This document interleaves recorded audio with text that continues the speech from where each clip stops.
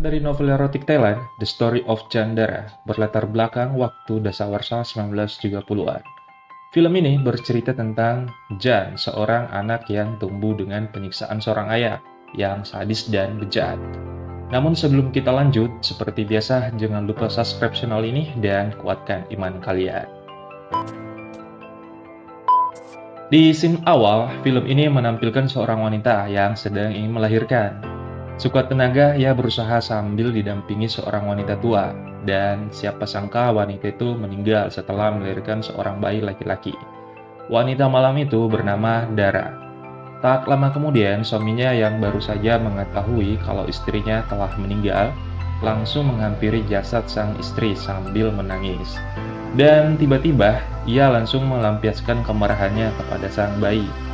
Ia ingin membunuh bayi itu, namun bayi itu langsung dibawa kabur dan diselamatkan oleh pelayan dan si wanita tua, yang merupakan ibu Dara dan nenek dari bayi itu. Karena kematian Dara yang disebabkan oleh bayi itu, membuat bayi itu dibenci oleh Tuan Wisnan, suami Dara. Dan scene berganti. Di scene ini, beberapa pelayan yang sedang berduka berkumpul sambil mendengar ikrar dari sumpah Tuan Wisnan. Dan disaksikan juga oleh Ibu Dara bahwa Tuan Wisnan tidak akan pernah menikah lagi. Dan tak lama kemudian keluarga Pijit datang. Salah satu keluarga Pijit yang bernama Bibi Wat. Bibi Wat adalah sepupu dari Dara yang mempunyai wajah yang cantik.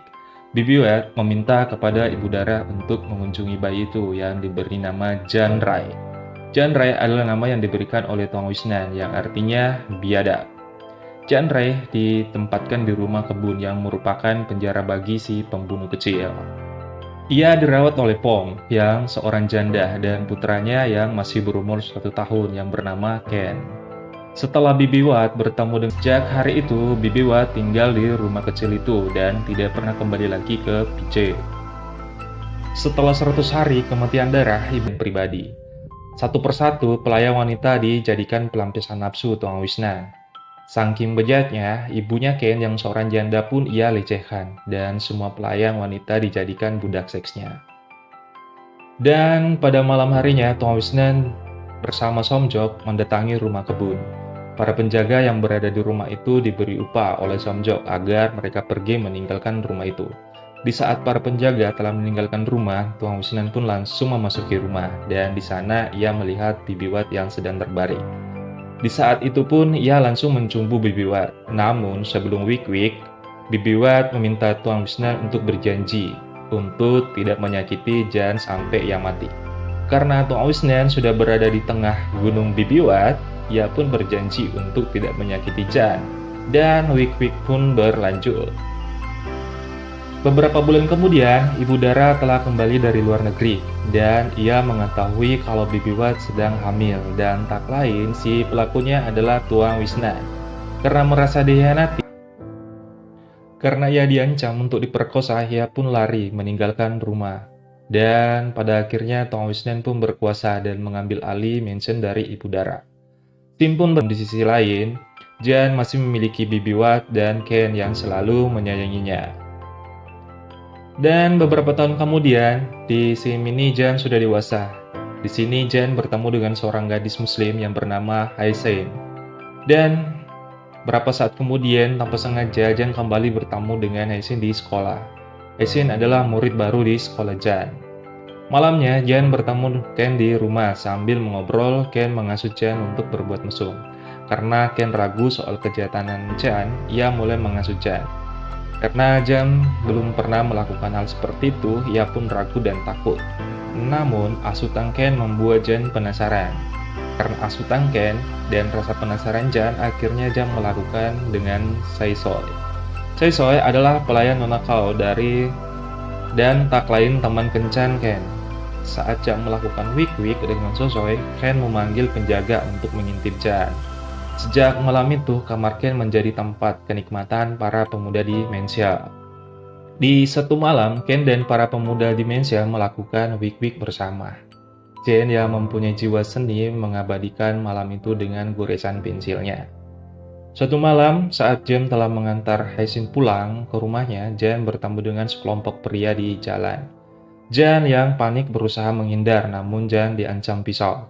Jan lalu diseret ke suatu langsung menolong Jan, dan adu jontos pun dimulai. Dan tak lama mereka pun pulang ke rumah. Saat Jan sampai di rumah bersama Ken, di sana sudah ada Bibi Wat yang menunggunya. Ia menyampaikan kabar ke Jan bahwa ayahnya akan pulang bersama cinta lamanya. Jan yang mendengar itu langsung kecewa dan merasa kasihan ke Bibi Wat. Pagi harinya sebelum kedatangan mereka, seluruh perlengkapan dan perabot didatangkan dari Singapura. Mereka akan tinggal selama akhir pekan. Namun, di saat semua lagi sibuk, tiba-tiba Susoi berteriak, dan tak lama seorang pelayan datang mengabarkan ke Nona Wat bahwa Susoi hamil, dan kehamilannya sudah 3 bulan. Jan yang mendengar kabar itu langsung panik, mengingat ia pernah wik-wik dengan Susoi. Nona Kao yang marah memaksa Susoi untuk berbicara jujur soal ayah dari bayi yang dikandung Susoi. Ia mencurigai Ken yang ayah dari bayi itu, namun Ken hanya bersikap santai sambil menjelaskan ke Jan yang lagi panik bahwa Susoi tak hanya tidur dengan mereka saja, Susoi juga tidur dengan seorang lelaki Cina. Suatu hari sebelum Tuan Wisnan datang dari Singapura, Susoi datang bersama pemuda Cina itu untuk pamit dan tinggal bersama. Mengingat Nona Kao merasa jijik melihat bentuk tubuh orang hamil.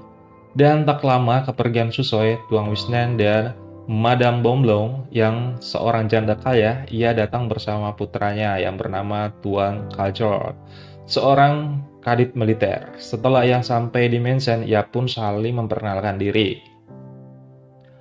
Malam harinya, Tuan Wisna mengundang beberapa tamu asing dan orang-orang penting untuk hadir merayakan keberhasilan perusahaannya yang telah bekerjasama dengan Asia Company milik Tuan Peter.